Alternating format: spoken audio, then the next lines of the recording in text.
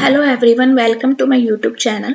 So in this video we will discuss some more function that we can perform on list. So let's start. So pop function. Pop function is similar to remove function that we study in earlier video. Okay. So what does remove function do? Does a remove function just remove the element that we want? Pop function also help us to remove the element from the list. But what is the difference between pop and remove function? In remove method we pass the value that we want to remove, but in pop method we have to pass index of that element that we want to remove. remove method में हमें वो value pass करनी जो भी वो element की value हमें पास करना होता है जो हमें रिमूव करवाना है, पर पॉप मेथड में क्या होता है, हमें इंडेक्स उस एलिमेंट का इंडेक्स पास करवाना होता है जो हमें रिमूव करवाना है. ठीक है, लाइक मैंने क्या किया, पॉप करवा जो मेरी ये मल्टीपल लिस्ट थी इसमें नेगेटिव इंडेक्सिंग से मैंने पॉप करवाया -1 मेरी एंड से इंडेक्सिंग शुरू होगी एंड -1 पे मेरा कौन सा एलिमेंट है, ट्रू. तो ये क्या करेगा, -1 इंडेक्स पे जो मेरा एलिमेंट है दैट इज ट्रू वो रिमूव कर देगा. So when I compile multiple list dot pop -1 तो इसने ट्रू को रिमूव कर दिया. तो अब मैं जब दोबारा प्रिंट करवाऊंगी मल्टीपल अपने वेरिएबल मल्टीपल लिस्ट को, तो you can see that true method जो ट्रू एलिमेंट था लास्ट इंडेक्स पे -1 वो मेरा रिमूव हो गया. Okay, so when someone asks you that what is difference between remove and pop method, so you can say that remove method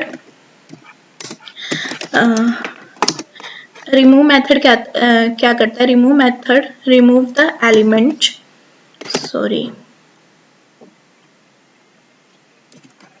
remove method क्या करता है, रिमूव मेथड रिमूव करता है एलिमेंट्स को. Remove method remove the element from the list, but in this we have to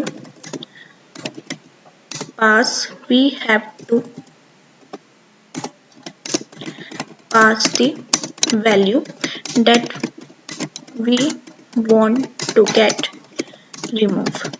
okay, और pop method क्या करता है, pop method also remove the element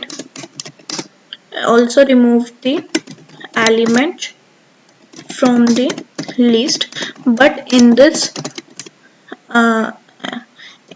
we have to specify the index of element.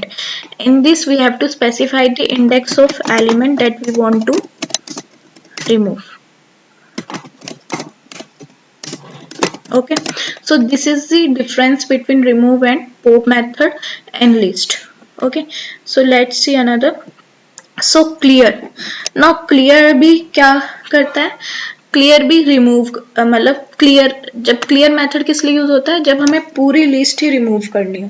ठीक है, we want that जो मेरा variable जो भी मैंने क्रिएट किया है उस पे जितने भी एलिमेंट है सारे रिमूव हो जाए, मेरी लिस्ट एम्प्टी हो जाए. जब मुझे अपनी लिस्ट एम्प्टी बनानी है तो मैं क्लियर मेथड का यूज करूंगी.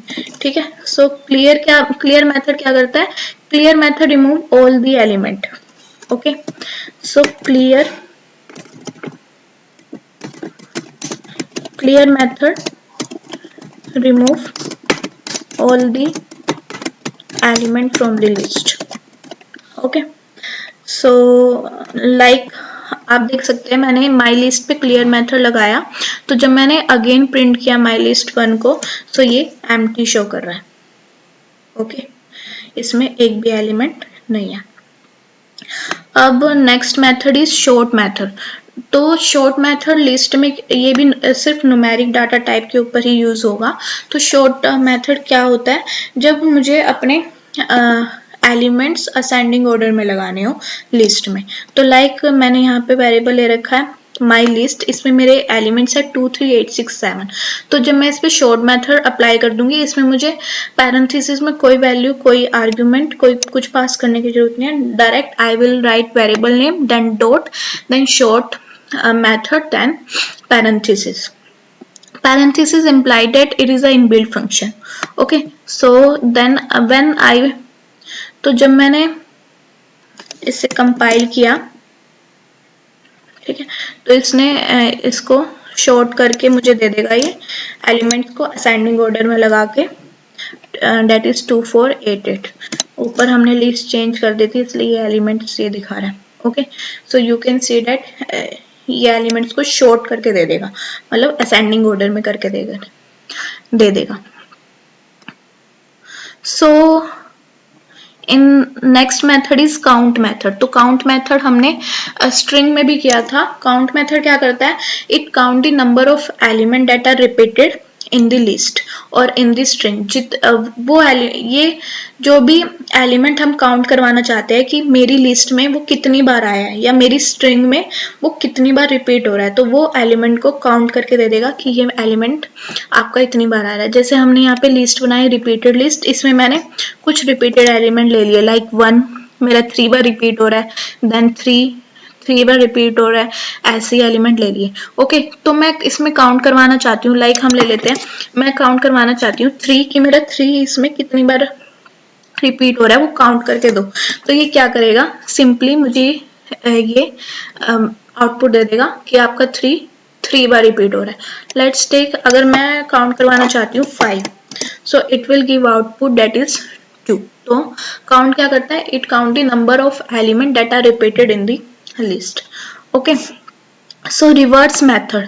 नाउ रिवर्स मेथड नाम से पता लग रहा है ये क्या करेगा, जो भी हमने लिस्ट की क्रिएट की है वो उसको रिवर्स करके दे देगा। मतलब हमारी लिस्ट क्या थी, प्रिंट, जैसे हमने यहाँ पे आप इधर देख सकते हैं मेरी लिस्ट क्या थी 2 4 8 8। इसने मेरी, जब मैंने रिवर्स मेथड लगाया तो इसने लिस्ट को रिवर्स कर दिया, उल्टा कर दिया। तो एलिमेंट्स अब मेरे जो लास्ट वाले थे वो स्टार्टिंग में आ गए, डेट इज 8 8 4 2। तो इसने पूरी लिस्ट को क्या कर दिया, रिवर्स कर दिया। Okay, so reverse method we can also use reverse method in list. We can also find minimum and maximum. अगर मुझे लिस्ट में से मिनिमम वैल्यू चाहिए, I simply write minimum, then pass in parenthesis I pass the name of my variable name. So ये क्या करेगा, उस list में से जो भी मेरी मिनिमम वैल्यू होगी मुझे वो रिटर्न करवा देगा। सिमिलरली मैक्स मेथड क्या करेगा, ये मुझे जो मेरी लिस्ट में मैक्सिमम वैल्यू होगी वो प्रिंट करवा देगा। Like we will write it like max, then parenthesis में वेरिएबल का नेम। ओके, सो जो ये मेथड हमने अभी यूज किए हैं मिनिमम एंड मैक्सिमम, ये बस न्यूमेरिक डाटा टाइप पे ही यूज हो गए। मिनिमम एंड मैक्सिमम ये सिर्फ न्यूमेरिक डाटा टाइप पे ही हम लगा सकते हैं। अगर हमारी लिस्ट न्यूमेरिक डाटा टाइप होगी तो हम मिनिमम और मैक्सिमम निकाल सकते हैं लिस्ट में से। So next method is copy method. ठीक है, तो कॉपी मेथड क्या करेगा, अगर हमें उस लिस्ट पूरी को कॉपी करना है और उसे किसी दूसरी जगह पे स्टोर करना है तो कॉपी मेथड वो करेगा। मतलब लाइक मैंने क्या किया, जो माई लिस्ट है उसे कॉपी कर लिया। ठीक है, इसने इस लिस्ट को क्या करा, कॉपी कर लिया। इसे कंपाइल कर लेते हैं, इसमें एलिमेंट्स हमारे दूसरे थे, तो लाइक इसने इसको कॉपी कर लिया। तो जब मैं इसे प्रिंट करूंगी तो ये प्रिंट तो मुझे वही एलिमेंट्स करेगा, इसमें शो नहीं होगा कि हमारे एलिमेंट्स कॉपी हुए या नहीं। कॉपी से मतलब ये है कि उसकी जो इंटरनल स्टोरेज होगी, स्टोरेज में जो उसकी पोजीशन होगी वो चेंज हो जाएगी। मतलब यू कैन से दैट उसकी वो जहां जिस भी वैल्यू पे स्टोर होगा उसकी वैल्यू दूसरी जगह पे कॉपी हो जाएगी। उसका जो उसकी वैल्यू की जो स्टोरेज होगी ना वो चेंज हो जाएगी। लाइक अगर मुझे किसी अपनी लिस्ट की वो जाननी है कि वो मेरा कौन सी स्टोरेज पे सेव हुआ है, तो उसके लिए मैं आईडी मेथड लगाऊंगी। तो यहाँ पे मेरा ये अलग आईडी शो करेगा, और अगर मैं ऊपर देखूंगी ना तो वो अलग शो करेगा। लाइक अगर मैं यहाँ प्रिंट करवाती हूँ इसकी आईडी ऑफ माई लिस्ट 132।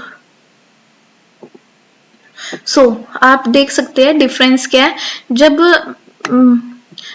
तक हमने उसे कॉपी नहीं किया था तो इसकी जो स्टोरेज वैल्यू थी वो क्या थी, 13264 दिस ये थी। पर जब मैंने इसे कॉपी कर लिया, मतलब इसकी जो पोजीशन है वो चेंज कर ली, ठीक है, तो अब इसकी वैल्यू क्या है, डिफरेंट 1366 आ गई है यहाँ पे।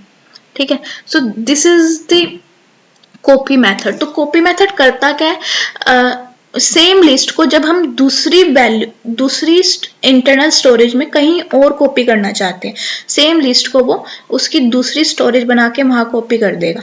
ठीक है, और अब अगर हमें ये जानना है कि सच्ची में वो दूसरी पोजीशन पे कॉपी हुआ है या नहीं, तो उसके लिए हम आईडी मेथड लगा सकते हैं। आईडी मेथड हमें क्या रिटर्न करता है, उस जगह की, उस पोजीशन की स्टोरेज वैल्यू की जो भी हमारा जो भी स्टोरेज वैल्यू जहाँ पे वो सेव हुआ होगा वो रिटर्न करता है। तो we can use id method to see that if our list is copy or not. Okay, so in this video we have covered all the function that we can perform on list. So if you like my videos, please like, share and subscribe my channel. Thank you.